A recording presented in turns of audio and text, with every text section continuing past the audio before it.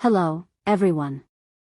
Today, we are discussing a sensitive and controversial topic, beating in Islam. Islam claims to be a religion of justice and mercy.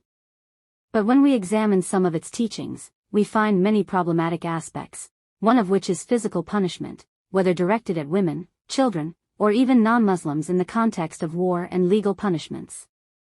Is physical discipline truly a legitimate method of correction, as some claim? Is this a divine teaching, or simply a reflection of old societal norms? In this video, we will analyze these questions from a rational perspective and explore whether Islam's laws on physical punishment are truly divine, or just an extension of the pre-Islamic tribal culture. 1. Beating women, religious permission or misinterpretation? The verse on beating in the Quran. One of the most controversial Quranic verses states, "As to those women on whose part you fear disobedience, admonish them, refuse to share their beds, and beat them."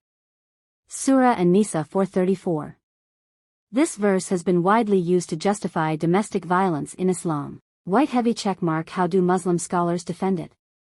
Some claim that the beating should be symbolic and not harsh. Others justify it as a disciplinary measure, similar to how parents punish their children. Police car light. But let's ask ourselves, why does God need to allow beating in the first place?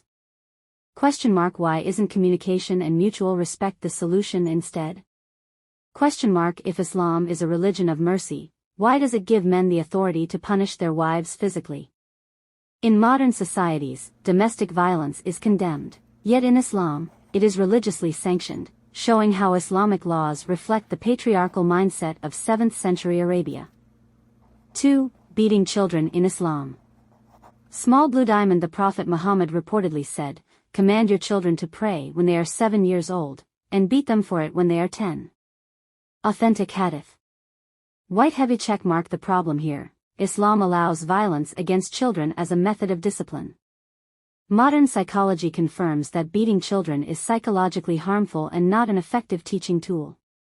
The question, if Islam was truly ahead of its time, why didn't it promote positive parenting instead of physical punishment?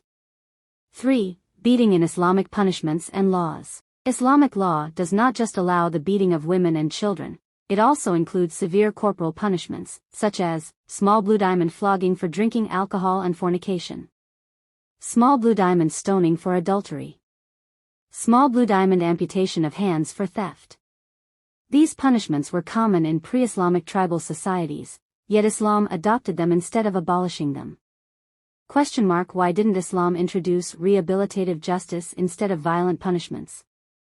If God is the source of morality, why are Islamic laws so similar to primitive tribal customs? Conclusion: is beating a divine law or a product of tribal culture? When we examine these teachings, we see that they reflect a patriarchal desert culture where violence was used to maintain order. Light bulb. If Islam is a religion of mercy, why does it allow violence in its teachings? Light bulb. If the Quran is divine, why does it regulate beating instead of banning it altogether? Light bulb. If Muhammad was sent to bring enlightenment, why did he maintain these pre-Islamic practices? Ultimately, the question remains, did these laws come from a just God, or are they simply an extension of Arabian tribal traditions? Speech balloon. What do you think? Share your thoughts in the comments, and let's discuss this rationally. Loudspeaker. Don't forget to subscribe and turn on notifications for more thought-provoking content.